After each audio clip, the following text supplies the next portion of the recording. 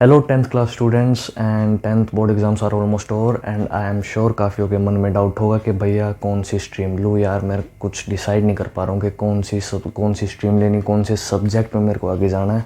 और आई am sure काफ़ी बच्चों ने डिसाइड कर लिया होगा कि नहीं, मेरे को तो शुरू से यही सब्जेक्ट लेना है, मेरा इस चीज़ में इंटरेस्ट है, मैं यहाँ जाना वहाँ जाना है।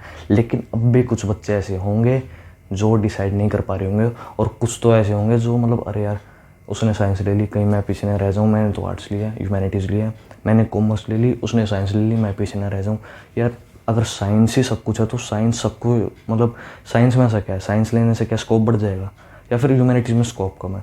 तो अगर ऐसा कुछ डाउट आता है ना, तो फिर ये वीडियो एंड तक देख लेना, मैं सारे डाउट क्लियर कर दूँगा और अपने खुद के एक्सपीरियंस बताऊँगा कि मैंने कैसे डिसाइड किया था और मतलब कैसे डिसाइड कर लेना चाहिए। तो welcome back to the channel. And यार पहले बात करता हूँ कि तुम टेंथ क्लास में अभी तुम्हारे बोर्ड्स एग्ज़ाम ख़त्म हुए हैं। आई एम श्योर सबके अच्छे गए होंगे, मार्क्स भी अच्छे आ जाएंगे, चिंता मत करना। And best of luck for your results अभी से।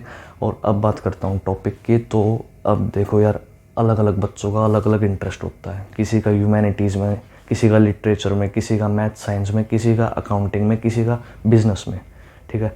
या फिर किसी का ड्रीम ही इंजीनियर बनना है, टॉप एमएनसीज में जॉब करना है। किसी का शुरू से ड्रीम डॉक्टर होता है, तो वो तो साइंस लेता है, मेडिकल लेता है, ठीक है। तो अब बात करता हूँ उन डाउटफुल बच्चों की जो मतलब डिसाइड नहीं कर पा रहे हैं अपने करियर के बारे में कि यार मैं क्या लूँ, किस में स्कोप ज़्यादा है। तो धीरे धीरे कुछ केस स्टडीज़ ले लेंगे हम। पहला केस लेते हैं, अगर आपने ह्यूमैनिटीज़ ले ली तो क्या होगा। अगर आपने ह्यूमैनिटीज़ ले ली तो फिर आपका जो स्कोप है ना, डेफिनेटली साइंस के मुकाबले कम होगा, लेकिन मतलब बहुत होगा। गवर्नमेंट सेक्टर को आप पूरा एक्सप्लोर कर दोगे ह्यूमैनिटीज़ से। ऐसा नहीं है कि गवर्नमेंट की कोई जॉब छूट जाएगी। ह्यूमैनिटीज़ होता ही गवर्नमेंट सेक्टर के लिए है। गवर्नमेंट सेक्टर के लिए ह्यूमैनिटीज़ बच्चे आइडियल सब्जेक्ट मानते हैं और इसी को लेके चलते हैं अगर उन्हें गवर्नमेंट सेक्टर में जाना है तो, ठीक है। अब प्राइवेट सेक्टर में क्या ह्यूमैनिटीज़ लेके मैं मतलब कुछ बड़ा कर सकता हूँ, तो आंसर इज़, अगर आप इंग्लिश ऑनर्स से हो आर्ट्स में, अगर आगे जाके आप इंग्लिश ऑनर्स से करते हो या फिर लिटरेचर या फिर जर्नलिज्म जैसा कुछ कोर्स करते हो ह्यूमैनिटीज़ के बाद, तो हाँ मैं कहूँगा कि प्राइवेट सेक्टर में भी इसका स्कोप ज़्यादा है। बाकी अगर आप सोच रहे हो कि नहीं मैं BA honours, political science honours, history honours, geography honours ये सब करूँगा, तो यार तुम ज़्यादा से ज़्यादा एक लेक्चरर बन जाओगे कॉलेज में, ठीक है। या फिर उसमें पीएचडी करके आप उस स्पेसिफिक सब्जेक्ट के एक डॉक्टर बन जाओगे। मैं अगर मतलब यार फैक्ट है कि उसको लेकर आप प्राइवेट सेक्टर में कुछ बड़ा एक्सप्लोर नहीं कर पाओगे, ठीक है। अब बात करता हूँ कॉमर्स की। कुछ बच्चे सोच रहे होंगे कॉमर्स में आप मतलब हाँ आर्ट्स से ज़्यादा स्कोप है। जो गवर्नमेंट सेक्टर है उसको तो भी आप एक्सप्लोर कर ही सकते हो, साथ ही साथ आपको सीए, एमबीए, बीबीए बहुत सारे ऑप्शंस मिल जाते हैं, बीसीए भी, एमसीए भी, ठीक है। तो डेफिनेटली कॉमर्स का स्कोप आर्ट्स से ज़्यादा है। लेकिन ऐसा नहीं है कि मतलब अगर आपने आर्ट्स ले ली तो आप ज़िंदगी में कुछ ऐसा कर नहीं पाओगे, ऐसा बिल्कुल भी नहीं है।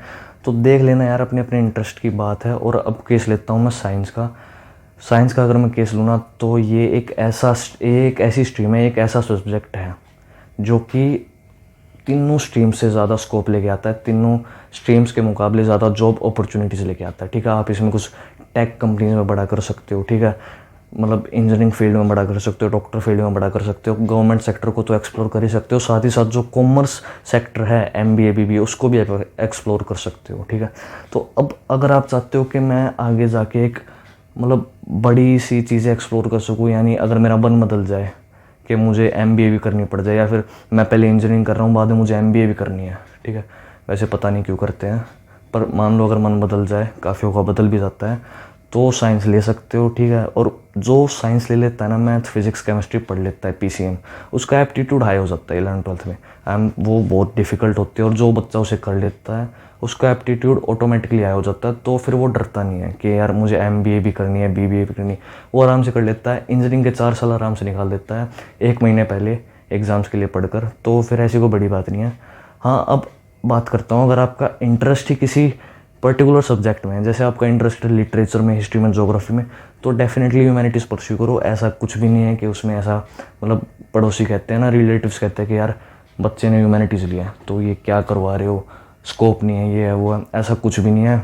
जाओ, किसी की मत सुनो, जो तुम्हारा मन करता है ना सब्जेक्ट लेने का वो लो। इसमें ऐसी कोई डिफ़िकल्टी वाली बात नहीं है कि आगे जॉब अपॉर्चुनिटीज़ नहीं आएगी। हमारे जो आईएएस, आईपीएस ब्यूरोक्रेट्स हैं वो सभी ज़्यादातर इंजीनियर्स होते हैं, लेकिन वो भी हिस्ट्री ज्योग्राफी पढ़ते हैं। इसमें कोई वो बात नहीं है कि यार मैं पीछे रह जाऊँगा, मैं ये मतलब ये मेरे से आगे निकल जाएंगे, ऐसा कुछ भी नहीं है।